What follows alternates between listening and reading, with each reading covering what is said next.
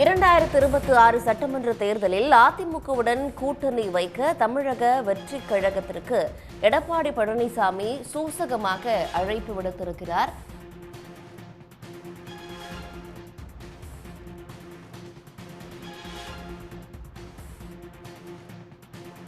இது தொடர்பாக தமது கருத்துக்களை பகிர்ந்து கொள்வதற்காக மூத்த பத்திரிகையாளர் திரு தராசு ஷியாம் அவர்கள் நம்முடைய தொலைபேசி வாயிலாக இணைக்கிறார். சார் வணக்கம்.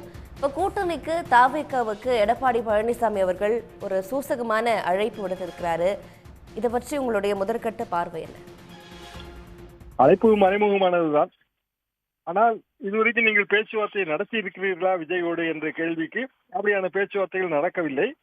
அதே நேரத்தில் திமுகவை வீழ்த்த வேண்டும் என்று நினைக்கிற எல்லா கட்சிகளும் ஓரணியில் இணைய வேண்டும் என்கிற அந்த கோட்பாட்டின் அடிப்படையில் எங்களுடன் டிவிகே சேர்ந்தால் சரியாக இருக்கும் என்று சொல்லியிருக்கிறார் எடப்பாடி பழனிசாமி அவர்கள். அதே பேட்டியிலே முன்னதாக ஏற்கனவே எப்போதுமே பேசப்பட்டு வருகிற ஆட்சியில் பங்கு என்பது பற்றியும் பேசியிருக்கிறார். பாரதிய ஜனதாவோடு ஆட்சியில் பங்கு தரமாட்டோம் என்று திட்டவட்டமாக கூறுவதற்கும் அவருக்கு மனது இல்லை அல்லது அதற்கு ஏற்ற அரசியல் தைரியம் இல்லை என்பதையும் அந்த பேட்டியின் மூலமாக வெளிப்படுத்துகிறார். அப்படி என்றால் இப்போது இருக்கிற உண்மையிலேயே பிரச்சனை அல்லது சர்ச்சை எது என்றால், ஒன்று திமுகவுக்கு எதிரான எல்லா கட்சிகளும் ஓரணியில் திரள வேண்டும் என்பது.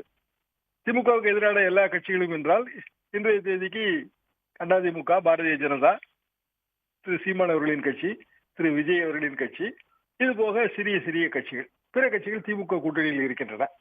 எல்லா கட்சிகளுக்கும் அதிமுக கூட்டணியில் இடம் கொடுப்பதாக இருந்தால் சீமானை பொறுத்தவரைக்கும் அவர் 234 தொகுதிகளிலும் தனித்து போட்டி என்கிற நிலைப்பாடை எடுத்திருக்கிறார். அதிமுக கூட்டணிக்கு அவர் வர வேண்டும் என்றாலும் அவருக்கு ஒரு கணிசமான தொகுதிகளை ஒதுக்க வேண்டும். பாரதிய ஜனதாவுக்கே 40 தொகுதி என்று நயினார் நாகேந்திரன் கேட்கிறார். ஒரு 25 தொகுதி என்று வைத்துக் கொண்டால் கூட அதிமுக ஒரு 160 தொகுதிகளில் போட்டி போடுவதாக இருந்தாலும் கூட தொகுதிகளை கொடுப்பதற்கு உண்மையிலேயே இடம் இல்லை என்பதுதான் நிலைமை. இது போக தமிழக வெற்றிக் கழகத்தின் முதன்மை நோக்கம் எதுவாக இருக்கும்? கட்சிக்கான அங்கீகாரம். எல்லா கட்சிகளும் ஆரம்பிக்கப்பட்ட பிறகு குறிப்பிட்ட சதவீத ஓட்டு, குறிப்பிட்ட எண்ணிக்கையிலான சீட்டு வாங்கினால்தான் தேர்தல் ஆணையத்தின் அங்கீகாரம் கிடைக்கும். அப்படி என்றால் அதற்கு எத்தனை தொகுதிகளிலே விஜய் அவர்கள் போட்டி போட வேண்டும்